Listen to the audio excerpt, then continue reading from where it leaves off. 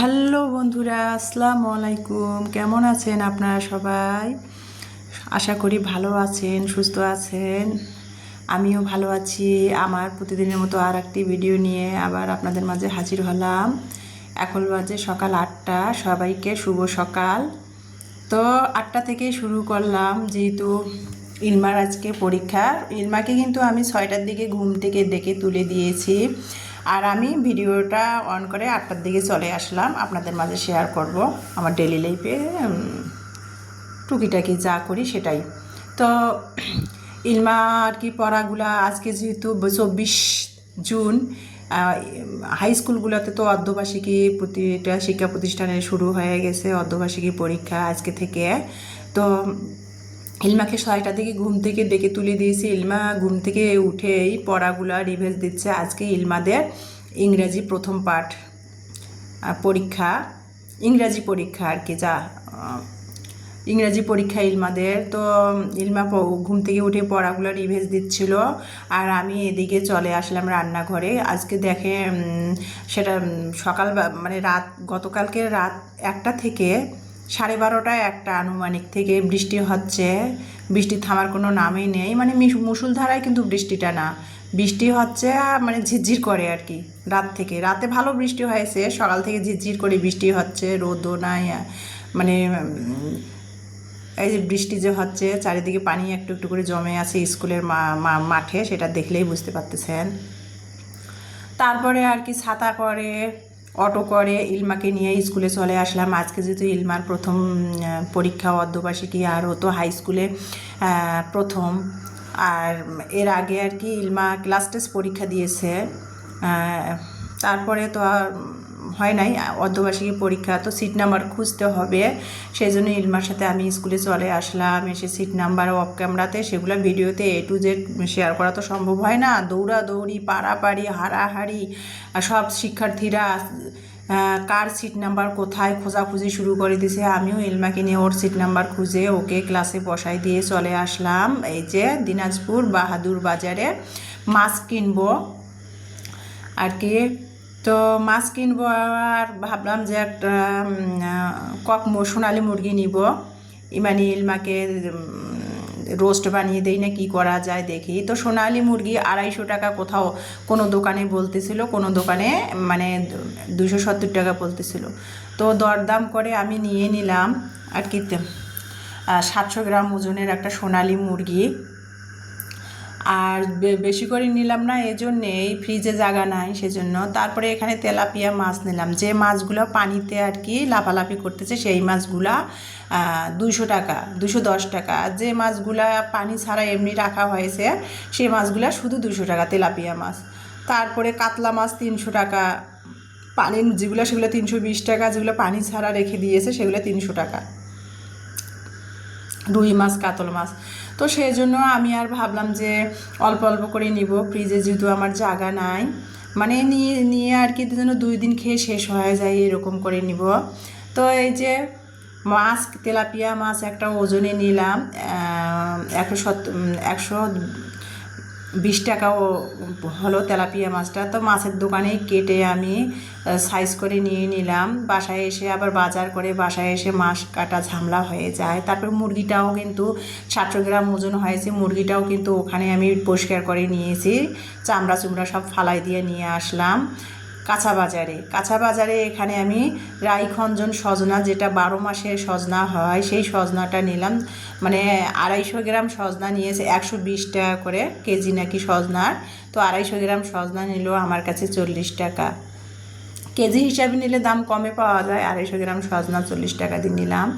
তারপরে ঢেঁড়স নিয়েছি 1 কেজি 20 টাকা, পটল নিয়েছি 30 টাকা কেজি। তারপরে মিষ্টি কুমড়ো একটা 20 টাকা দিয়ে নিয়েছি। ন্যাপথলিন নিয়েছি, ওই যে বেসিনে আর বাথরুমের নেটে যে পানি যায়, সেই পানি যাওয়ার নেটটাতে দিতে হয়। আমি সবসময় ন্যাপথলিন দেই, বেসিনে দেই, আর বাথরুমের পানি যাওয়ার নেটটাতে দেই। তো এখানে লটকা ফল নিয়েছি, এটাকে তো আমরা লটকা ফলে বলি। তো সব কিছু বাজার আর কি টুকিটাকি বাজার করে তারপরে বাসায় চলে আসলাম অটো করে বাহাদুর বাজার থেকে। তো আমার বাসায় আর কি 15 টাকা, 10 টাকা, 15 টাকা অটো ভাড়া। তো হেঁটেও আসা যায়, কিন্তু গাড়ি ঘোড়া জ্যাম রাস্তায়, আর বৃষ্টি ঝিরঝির করে পড়তেছে। অটো করে বাসায় চলে আসলাম। চিনি নিয়েছে 110 টাকা কেজি। তো তারপরে আর কি মেয়ের জন্য পেয়ারা নিলাম 60 টাকা কেজি, ডিম 40 টাকা। আর কি পাড়ার দোকানগুলোতে ডিম 45 টাকা ডর্জন, না সরি 45 টাকা হালা, আর বাজার থেকে নিয়ে আসলাম 40 টাকা হালা। তো যাই হোক 12টা ডিম নিয়ে আসছি, কোয়েল পাখির ডিম নিয়ে আসছি এখানে 12টা, 12 টাকা করে হালা, 12টা ডিম নিয়ে আসছি কোয়েল পাখির। তো আনতে গেলে না আমার ওই যে হ্যান্ডব্যাগে ডিমগুলো নিয়েছিলাম ভেঙে যাতে যেন না যায়, তারপরে কিন্তু থ্যাতো হয়ে গেছে 2টা ডিম। এই যে তেলাপিয়া মাছ নিয়ে আসছি, যেন অল্প করে নিয়ে আসছি, যেন 2 দিন করে খেয়ে শেষ করতে পারি। সোনালি মুরগি বাজার থেকে তো চামড়া ফালাই দিয়ে নিয়ে আসছি ড্রেসিং করে। তো বাজারগুলো ঢালতেছিলাম, ইমানিকে বাসায় তালা দিয়ে রেখে গিয়েছিলাম, ও বাসায় পড়তেছিল। ওরও কিন্তু 26 তারিখ বৃহস্পতিবার থেকে পরীক্ষা ইন্টারের ফাইনাল। তো আপনারা সবাই আমার মেয়ে দুইটার জন্য দোয়া করবেন, আমিও আপনাদের সবার জন্য দোয়া করি। আমার বড় মেয়ের 26 তারিখ থেকে ইন্টার ফাইনাল পরীক্ষা, ছোটো মেয়ের আজকে 24 জুন থেকে পরীক্ষা শুরু হয়ে গেছে। ওর বাবা নেই, আমাকে সংসারও সামলাতে হয়, বাজার সাজার করতে হয়, মেয়েদের সাথে সময় দিতে হয়, মেয়েদের সাথে দৌড়াইতে হয়, সব দিক দিয়ে একসাথে আমার জুলুম হয়ে গেছে। তো প্রিয় আপু ভাইয়ারা, সবার উদ্দেশ্যে একটা কথা বলছি, আপনারা সবাই আমার মেয়ে দুইটার জন্য দোয়া করবেন, ওরা যেন সুস্থ শরীর নিয়ে, সুস্থ মস্তিষ্কে আর কি সুন্দরভাবে যেন পরীক্ষা দিতে পারে। তো যাই হোক, যেটা বলতেছিলাম, তো আমি কিন্তু সব সবজি বাজার থেকে কেনার পর কিন্তু বাসায় এনে সবজি কিন্তু আমি ধুয়ে নিয়ে তারপরে ফ্যান ছেড়ে সবজি কিন্তু আমি পানিগুলো শুকাই নিয়ে তারপরে ফ্রিজে রেখে দেই শপিং ব্যাগে করে। বাজার থেকে সবজি এনে আমি কখনো ফ্রিজে রাখি না, আমার কাছে জানি কেমন লাগে। তো সবজিগুলো ধুয়ে সব আমি ডাইনিং টেবিলে ফ্যান ছেড়ে শুকাতে দিলাম। আর এখানে আমি একটু পানিগুলো ঝরে গেলে তারপরে ফ্রিজে রাখবো। এখানে আমি তেলাপিয়া মাছটা তো বাজার থেকে কেটে নিয়ে আসছি। মাছটা একটু বাজার থেকে কেটে আনলেও মাছটা একটু কষিয়া করে নিলাম, নিয়ে পলিথিনে প্যাকেট করে ফ্রিজে রেখে দিলাম। এখানে সোনালি মুরগি যে 700 গ্রামের একটা নিয়ে আসছি ফ্রিজে, কিছুদিন আগে আমি ব্রয়লার মুরগি নিয়ে আসছিলাম, সেটা রয়েছে। আর আমার মেয়েরা না মাছ মাংস খেতেই চায় না, তারপরও খেতে না চাইলে তো খাওয়াতে হবে, তাই না, রয়েছে, এই জন্য অল্প করে নিয়ে আসলাম। আর ফ্রিজটায় তো জায়গায় হয় না, বাড়িওয়ালা ভাইদের ফ্রিজে আমি কিন্তু গরুর দুধ রোজ করেছি যে একবারে বেশি করে আর কি বাড়িওয়ালা ভাইদের সিকিউরিটি দিয়ে গেছে, বাড়িওয়ালা ভাইদের ফ্রিজে রেখে দিয়েছে, আমার ফ্রিজটায় জায়গায় নেই। আর ফ্রিজটা আমার অনেক ছোটো, তো মাছ মুরগি প্রসেসিং করে ফ্রিজে রাখলাম। এদিকে লটকা ফল আমার মেয়ে লবণ, চিলি ফ্লেক্স, বিট লবণ দিয়ে মাখাইছে, ওরা 2 বোন খাচ্ছিল অফ ক্যামেরাতে। তো আমার জন্য আবার একটু ঢেকে রেখে দিয়েছে। তো আমি সব কাজ গুছিয়ে যে লটকা ফল একটু খেলাম। লটকা ফল কিন্তু মাখায় খেতে, কিন্তু ঝাল লবণ দিয়ে মাখায় খেতে কিন্তু খুবই মজা লাগে। তো একদিন লটকা ফল মাখার ভিডিও আপনাদের শেয়ার করব, কিভাবে আমরা লটকা ফল মাখায় খাই। তো যেহেতু আজকে সময় ছিল না, আমার 2 মেয়ে লটকা ফল বাজার থেকে আনছি, ধুয়ে রেখে দিয়েছি, 2 মেয়ে মাখায় খেলো, আমার জন্য একটু রেখেছিল, সেটা খেলাম কাজের ফাঁকে। এখন 12:30 বেজে গেছে, রান্না করব না, দেখতেছিলাম সকালে ডিম ভাজি আর খিচুড়ি খায়া ইলমাকে নিয়ে স্কুলে গেছিলাম। তারপরে তো স্কুল দিয়ে ওই দিক দিয়ে কাঁচা বাজার মাছ মাংস নিয়ে বাসায় চলে আসলাম। 12:30 1টা বাজে গেছে আনুমানিক।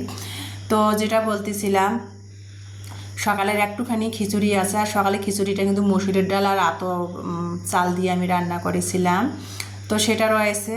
আবার ভাবলাম যে ডিম ভেজে 2 মেয়েকে দুপুরে দিয়ে দিব।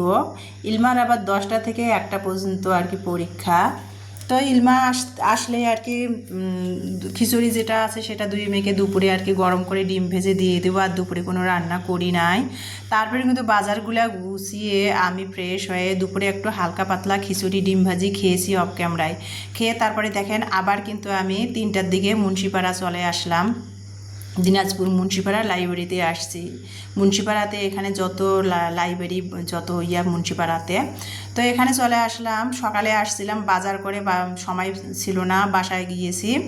আর ইলমান না বোর্ড পরীক্ষা দেওয়ার জন্য আর কি যে বোর্ড ফাইলগুলো আছে সেগুলো আর কি ইলমান নাই, আমার মনে ছিল না। ইমানির আছে, ইলমান নাই। ইমানির 2টা আছে, এখন ইলমান নিবে না ওরটা।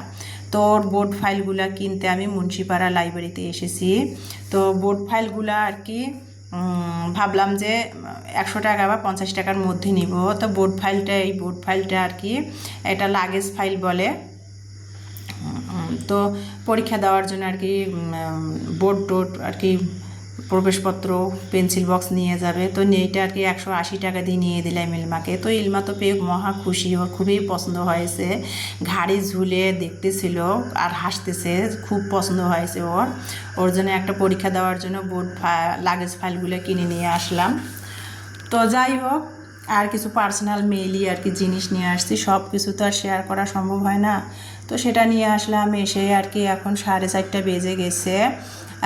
তা এখন আর কি ওই যে সকালে যে বাজার থেকে আনারস নিয়ে আসছি, তো ভাবলাম যে 2 মেয়েকে আনারস রেখে দিলে তো আনারস গরম যে পড়েছে, বৃষ্টি হলে কিন্তু ভ্যাপসা গরম, নষ্ট হয়ে যাবে। তো ভাবলাম যে 2 মেয়েকে বিকালবেলা একটু পড়তে বসবে ওরা, 2 মেয়েকে একটু আনারস একটু ঝাল ঝাল করে মাখাই দেই। আর 2 মেয়ে এমনিতেও অলরেডি পড়তেছিল। তো এখন আনারসটা কাটতেছি, 4:30 বাজছে। আর চারিদিকেই বৃষ্টি ঝিরঝির করে পড়তেছে, অন্ধকার, মনে হচ্ছে রাত হয়েছে, এরকম অবস্থা। তো 2 মেয়ের জন্য আনারস বিকেলের নাস্তা কেটে নিচ্ছিলাম। আর আজকে তো সারাদিন ওভাবে সেরকম রান্নাবান্না কিছুই হয় নাই, খিচুড়ি আর কি, ডিম ভাজি খিচুড়ি সারাদিন আজকে খাওয়া হয়েছে। তো সে আর কি বিকালে আর কি মেয়েদের জন্য একটু আনারস মাখাই দিচ্ছিলাম যে মেয়েরা খাক, তারপরে আমি আর কি রাতে রান্না বসাই দিব। তো এই যে আনারসটা কেটে আর কি মাখাই নিলাম। আনারসটা কিন্তু কিনে আমি ভালোই আর কি হয়েছে, আনারসটা খুবই মিষ্টি ছিল। দোকানদার বলেছিল যে খেয়ে এসে আমাকে রিভিউ দিয়েন। তো আসলে আনারসটা ভালো ছিল। কাঁচামরিচ একটা কেটে দিলাম, একটু লবণ কেটে দিয়ে আনারসটা মাখাই নিলাম, নিয়ে 3 মা আমি খেয়ে নিলাম। আর এখন বাজে মাগরিব হয়ে গেছে, মাগরিবের নামাজ পড়ে নিলাম, নিয়ে তারপরে একটু চা বানিয়ে নিলাম। সকালে চা খাওয়া হয়েছিল না, তো একটু চা বানিয়ে নিলাম লিকুইড দুধ দিয়ে। 2 মেয়েকে একটু দুধ জাল করে দিব আর কি। তো ভাবলাম যে লিকুইড দুধ দিয়ে একটু চা বানিয়ে নেই আর একটু টোস্ট দিয়ে নাস্তা খেয়ে নেই। তো সন্ধ্যাবেলা নাস্তা খেতে খেতে, চা টোস্ট নাস্তা খেতে যে ইমানি পড়তে বসছি, ইলমাও পড়তে বসবে এখন। নাস্তা খেতে খেতে আপনাদের মাঝ থেকে বিদায় নিব। সবাই ভালো থাকবেন, সুস্থ থাকবেন। আমার মেয়ে 2টার জন্য, আমার পরিবারের জন্য দোয়া করবেন। আমিও আপনাদের সবার জন্য দোয়া করি। আমার ভিডিওটি দেখার জন্য আপনাদের সবাইকে অসংখ্য অসংখ্য ধন্যবাদ। আর নেক্সট ভিডিও দেখার সবাইকে আমি আমন্ত্রণ জানাচ্ছি। আমন্ত্রণ জানিয়ে বিদায় নিব আজকের ভিডিও থেকে চা খেতে খেতে। তো সবাই ভালো থাকবেন, আবারও সবার জন্য দোয়া ও ভালোবাসা রেখে বিদায় নিলাম। আল্লাহ হাফেজ।